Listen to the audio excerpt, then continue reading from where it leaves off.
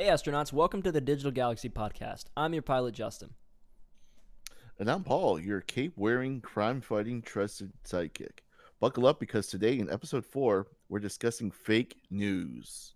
The information in this episode comes from the BBC, CNET, the Cambridge Dictionary, TED-Ed, and Forbes.com. So, Justin, can you fill the crew in on what exactly fake news is? Definitely. So, the Cambridge Dictionary defines fake news as false stories that appear to be news spread on the internet or using other media, usually created to influence political views or as a joke. So, fake news obviously has been a pretty hot topic recently. Definitely. Yeah, some fake news has been involved with the COVID-19 coronavirus pandemic, the Black Lives Matter movement, and of course the United States presidential election. We even saw some more interesting ones in the last couple of weeks with the hashtags RIP Trump and hashtag RIP Simon Cowell trending on Twitter a couple of weeks ago, which was pretty insane. Yeah, that is crazy. So how dangerous can fake news be, Paul? This can, I guess, vary depending on the story, of course. But one instance in India broke an economy and endangered thousands of lives. According to the BBC, fake or misleading news can have a real impact on those who find themselves the targets. This has been our particular problem in India during the coronavirus pandemic, where reliable sources of news are frequently drowned out by unverified information online. Okay. The BBC reality check team has been conducting research on false claims on the internet. According to the BBC, of the 1,447 fact checks on 5 Indian websites, claims around coronavirus dominated, making up 58% of them. Wow, that is a lot. Yes. What are some of the effects that these claims can have? Well, a great example is what happened to the meat industry in India after these false claims. The false claims were so widely spread in India that eating vegetarian food and eliminating meat from your diet could prevent you from getting the coronavirus.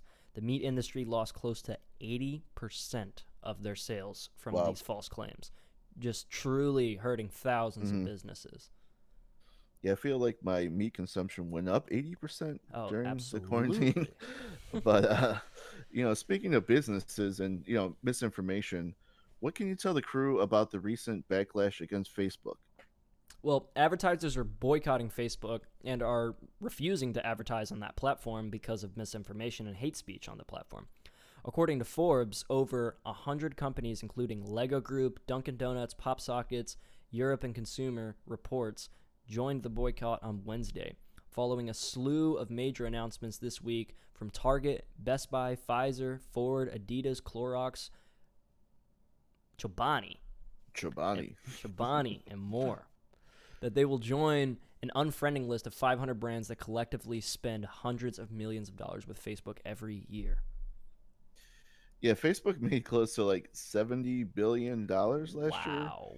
So it'll be interesting to see how that kind of affects them financially, especially with my favorite yogurt Chobani, dropping Chobani. out of the Yeah, that's no dropping good, out like man. that. No. So I guess what are social media platforms doing about fake news? Well, most recently, Facebook has partnered with Full Fact, a United Kingdom independent fact checking charity, to start a campaign to help their users stamp out fake news. According to CNET, starting next month, Facebook users in the UK, Europe, Turkey, Africa, and the Middle East will see ads in their feeds encouraging them to think critically about the information they see. And honestly, I wish we could see that here. I That would be a very excellent ad campaign to take on, honestly. But we'll see. I mean, it's happening overseas, so maybe it'll make Definitely. its way over here. Well, Paul, how do people check if something is fake news or something they might believe is fake? Sure, that's a great question. Did some research, of course. I stumbled upon the TED Ed website, which is TED Talks educational blog, and they gave us a few great tips, which I'm going to share with you. Awesome. So, first of all, you want to check who wrote that article. Is it a verified source? Is it someone who professionally writes or is an expert in the field? You definitely want to look for something like that. You also want to make or see what kind of claims the article is making. Is it something super ridiculous? Is it just tying something that's happening on social media right now to make it seem like it's relevant? You also want to check when that article was published. Something with a headline from 10 years ago can, pop out at you and still kind of tie into what's going on in the environment right now. But you also could get, misleading or even old information from old articles, if you will. You also want to check where it was published, if it was a credible source, if it's on a website like the BBC, or if it's just on, a stranger's blog that you don't really recognize or can really trust that information. But most importantly, you want to ask yourself, how does this article make me feel? If you feel that it's purposely, agitating, irritating, or basically looking for some sort of emotional tie, you definitely want to go back and kind of check the source, see what it's trying to do, and maybe you'll discover exactly what's going on with that article. Yeah, those are all great tips, and in all honesty, you can do all of that in a matter of minutes. Absolutely. It's pretty easy to kind of check exactly what you're reading. So, in summary, fake news are false stories that appear to be news, spread on the internet or using other media, usually created to influence political views or as a joke.